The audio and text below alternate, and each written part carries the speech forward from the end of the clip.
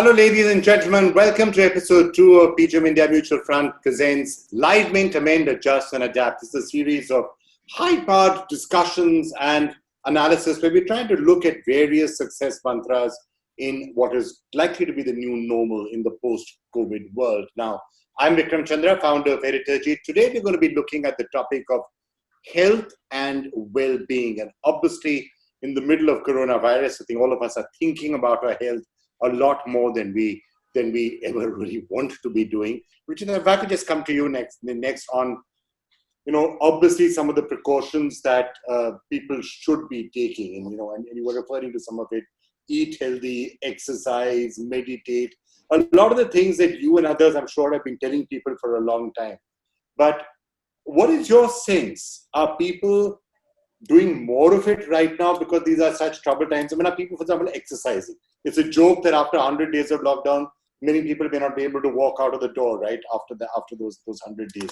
That's a theory. Now, anecdotally, I'm seeing that a lot of people, including myself, perhaps are fitter than we've been ever in our lives till now, for the simple reason that because you're there, you feel this, you say, okay, let me try and exercise, let me get some time to go out and actually do something. What's your sense? Most people are being well behaved or badly? I think most people are behaving better than ever. A lot of them who used to travel like crazy and would need to take early morning flights and stuff, I think this big break has actually allowed them to optimize on their sleep.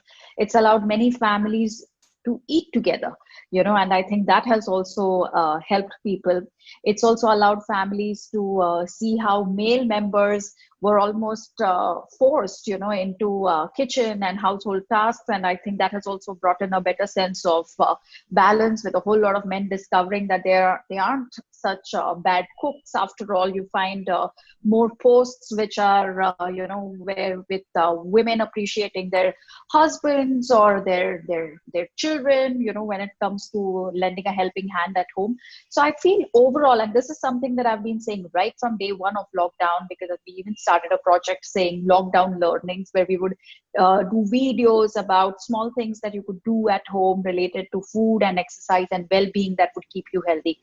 That though there was this fear that one is going to get fat, the exact opposite was going to happen, because this is the one time that you actually, at least all those who are privileged, have the time to focus on themselves, to really eat on time. They're no longer delayed lunches, they're no longer late night parties or early morning flights.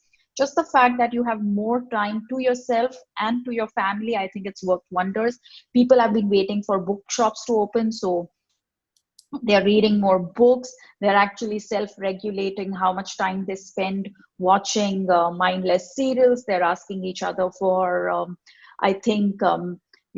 they're asking for recommendations so that they know that they're just watching something that they would be happy watching. I think more time on hand has overall turned us into a fitter population. Almost everyone that I know is exercising in one way or the other, or at least staying more active than ever.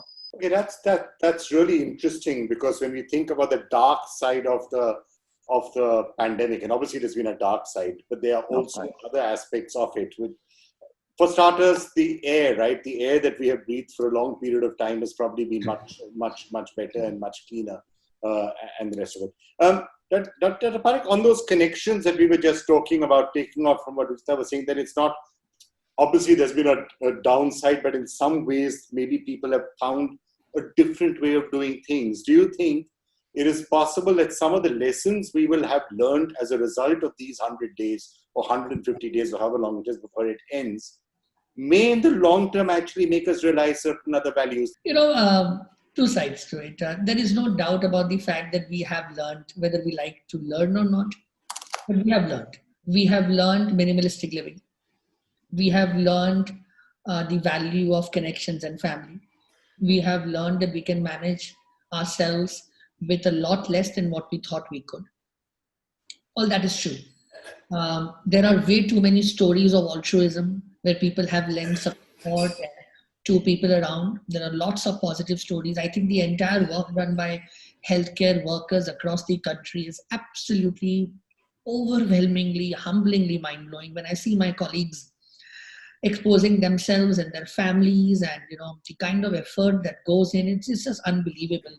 I can tell you from own personal experience, one fine day I was entering our hospital and Arogya Setu changed the color. And at that time we had a norm that one had to test.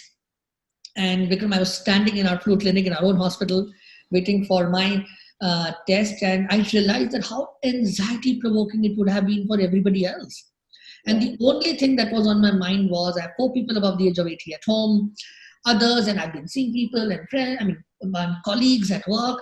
What if it comes positive? The impact on them, and it did had an impact. Fine, it turned negative, and one continued doing what one does. So yes, we have been exposed to learning opportunities.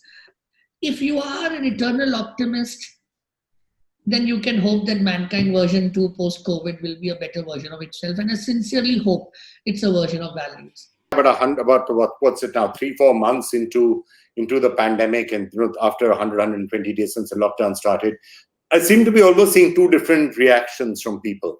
One is a group of people saying, forget about it, we can't now deal with the virus anymore, let's go out, get on with life, let's not think too much about it. That's one extreme. And the second extreme are people who are still living in a state of fear and almost in a state of panic about coronavirus, with that, if something happens, what's going to happen, the issues of stigmatization.